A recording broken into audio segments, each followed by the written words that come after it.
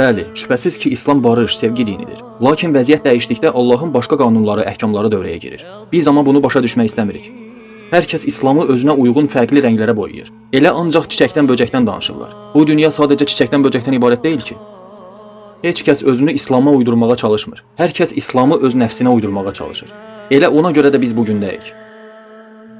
Bu gün müsəlmanların inandıqları dinlərinə necə yanaşdıqlarına bir baxın. Məsuliyyətsiz. Nə var ki də, yəni Allah bağışlayandır, ağlına gələni elə Allah bağışlayacaq.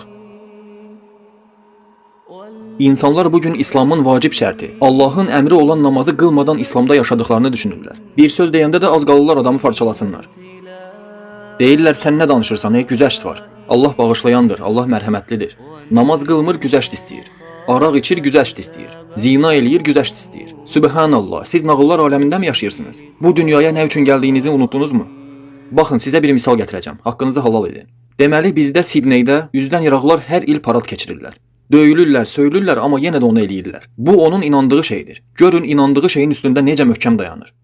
Amma bu gün müsəlmanlar Allahın dinində məsuliyyətsizlik edirlər və buna da bəraət qazandırıb güzəşt istəyirlər.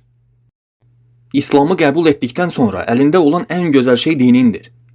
Ondan daha gözəl nəyin var ki sənin? Dinim mənim kişiliyimdir, namusumdur, qeyrətimdir. Bunun üçün varam, bunun üçün yaşayıram, bunun üçün də ölürəm. Nədə güzəştə getməyimi istəyirsən ki mənim? Allahın dinində, Rəsulunun sünnəsində dinimizlə fəxr etmirik, Peyğəmbərimizlə fəxr etmirik, Peyğəmbərin sünnəsi ilə fəxr etmirik. Ona görə də böyük problemlərimiz var. Vallahi qeyri-müsəlmanlar məni narahat etmirlər. Heç vecimə də deyirlər. Çünki onların nə Qurandan, nə də Peyğəmbərdən xəbərləri yoxdur.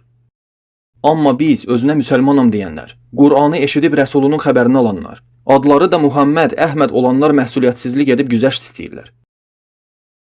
Allahın əmrlərinə şübhə edirlər. İndi də dillərində saqqız ediblər ki, o nədir, yoldaşlarını çadıraya bürüyüblər, keçmiş zamanlardakı kimi.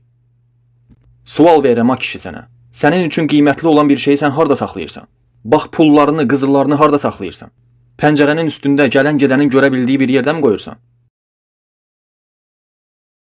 Yox, qaranlıq otaqda qara seyfin içində saxlayırsan.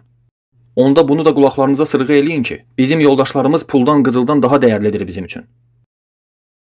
Elə ona görə də örtürük, gizlədirik, vəssalam. Yoxsa söz öyrəniblər, keçmiş zaman, nağıl, nuğul, nə bilim nə.